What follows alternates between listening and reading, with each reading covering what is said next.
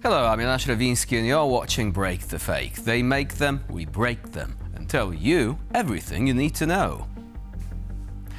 In the world of Sergey Lavrov, the concept of the calendar apparently broke down a long time ago, and cause and effect relationships followed suit after the Minsk agreements. In Lavrov's world, Russia never strikes first.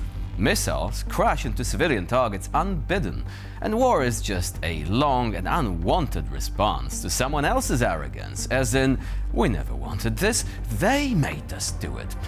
It is from this parallel universe that the Russian foreign minister has once again informed the world that strikes on Ukraine's energy sector are not a form of aggression, but almost an act of self-defense. Вы знаете, сейчас вот истерику закатили по поводу того, что мы бесчеловечно обесточиваем города, люди страдают, замерзают, и Россия вот бьет по энергетическим объектам. Мы никогда не начинали этих действий. Именно украинцы начали первыми бить по энергетическим и по другим гражданским объектам, включая жилые дома, магазины, больницы. The logic goes something like this. Russia rolls in with tanks, attacks power plants, substations and residential areas, and then explains with an offended look that it was forced to do so. Who exactly made them act this way is not so important. All that matters is that you use the word response when describing their military activities. According to the Kremlin's vocabulary, the word response is as universal as special military operation. The narrative that the Ukrainians started it is actively sold to foreign audiences all the time. And we're talking about audiences that, by the way, more often than not haven't been following events since 2014, and so may be easily confused as to the facts of the case. So, how about a reality check then?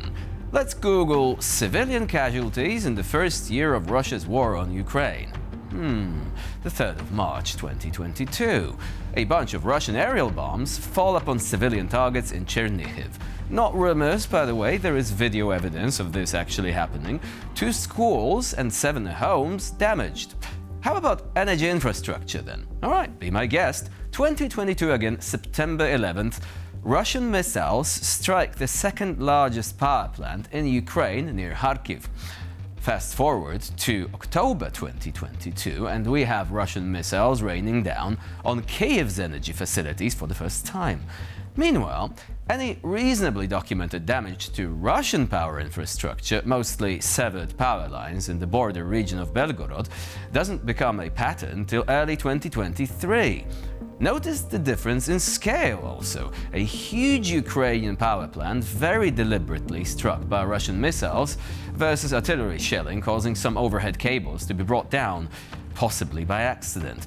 Any serious energy sector strikes, mostly oil refineries used to generate revenue for the Russian war effort, by the way, took place much later, around 2024. So, yeah, Ukraine didn't strike Russia first. Neither its energy sector nor civilian targets of any kind. Consider this particular fake narrative broken and shattered, Mr. Lavrov. The phrase "Russians do not strike residential areas" has long ceased to be just a lie. It is its own separate genre of mistruth right now, cynical, systematic, and polished by years of TV media training. It is repeated with the same confidence with which missiles and drones bombard residential areas. Once again, Russian propagandists hit rock bottom, solemnly assuring their audience that civilians are not being shot at, houses are not being bombed, and if anything explodes, it is spontaneous. It is air defense, or maybe provocation. Тут надо особо подчеркнуть, что вооруженные силы Российской Федерации по жилому сектору ударов никакими огневыми средствами целенаправленно не наносят, а уничтожают только объекты инфраструктуры, которые помимо объектов оборонно-промышленного комплекса, конечно, тем или иным образом сказываются и на жилищно-коммунальном хозяйстве. Well, try telling that to 4-year-old Milana. A girl who lost everything overnight: her home, her parents, her safety, and the very concept of childhood. She didn't watch political talk shows, read Telegram channels, or participate in military operations. She was simply sleeping at home, the very home that, according to Russian propagandists, is apparently considered a strategic target. In Russia's information picture of the world, residential buildings are strangely transformed into NATO warehouses. Kindergartens become command posts, and hospitals are army barracks, apparently. What a convenient worldview that is.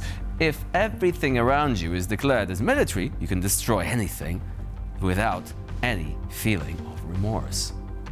And while the mantra "we don't hit residential areas" is repeated on TVs across Russia, the number of new orphans in Ukraine keeps rising. This isn't fiction, by the way, nor is it staged. It is brutally real, with real names, real broken lives. And every such strike leaves behind not only a crater, but a child who will never be told why their home suddenly became a military target. And again, Russia's pattern of war crimes is very well documented, starting back in March 2022 and featuring attacks on civilians waiting for bread, train station bombings, the Mariupol theater tragedy, cluster munitions in crowded marketplaces, churches set on fire. Do I really need to go on? This is the real Russian export, you see: war and violence. Russia trades in war crimes. The press recently mentioned Moscow pitching a $12 trillion trade deal to the US. I don't know about the 12 trillion, but how about over 15,000 Ukrainian civilians dead and many more wounded? Because that is the only deal Moscow has to offer. Remember when Russian officials promised a quick and precise special operation back in February 2022, the kind you watch on TV and then quickly forget about? Almost 4 years have passed, and now more and more Russians are acknowledging what until recently was considered almost extremist, namely that life has become worse, significantly worse. The contents of people's refrigerators were the first to feel the squeeze of reality. Russians began to save money on food en masse. Meat became a festive luxury, fish a memory of pre-war life, and vegetables a seasonal delicacy. Official statistics, as expected, assure us that household incomes have remained stable and even growing in some areas. However, this growth is only evident in official speeches and infographics on state-produced television. In real life, given the state of Russia's economy, salaries cannot keep up with prices. Shocked at the inconvenience of the war they started, some Russian citizens have begun to seriously consider leaving the country. Скажите, как изменилась ваша жизнь за последние 4 года? О, матом можно? Ну, я за культуру. Так что все очень плохо. Почему? В пятерочку зайдите. Спасибо. Появилось желание уехать из этой страны как можно скорее. По какой причине? Сами понимаете. Мы стремимся к миру. Нам всем нужен мир. Но сначала надо, чтобы Донбасс вернулся в Россию. Как вы относитесь к тому, что СВО уже идет 4-й год, больше, чем Великая Отечественная война? Ну, очень. Я считаю, что они нас обманули, когда сказали: вот не идите, не бомбите Киев, давайте будем делать переговоры. И обманули. Сколько раз уже обманули, правда? А вот ваша жизнь как-то изменилась за эти 4 года? Изменилось, мы обнищали, потому что цены на все растут, а доходы не увеличиваются, я вообще потеряла работу. Russia's original plan for a 3-day special military operation has quietly morphed into a long-term engagement, and quality of life in Russia is plummeting as a result. Empty wallets, austere dining menus, and ruined plans for the future, and so on and so forth. Of course, it's still possible for a person to convince themselves that it must be done and there is no other way. But when people are saving money on food and thinking about fleeing their own country, it becomes clear that something has gone wrong. But then again, Ordinary folks paying the price for the Kremlin's geopolitical follies is a staple of Russian history, so maybe Russians should have known better. And with this, we conclude this edition of Break the Fake. Please stay with us here on TVP World for more latest news and updates.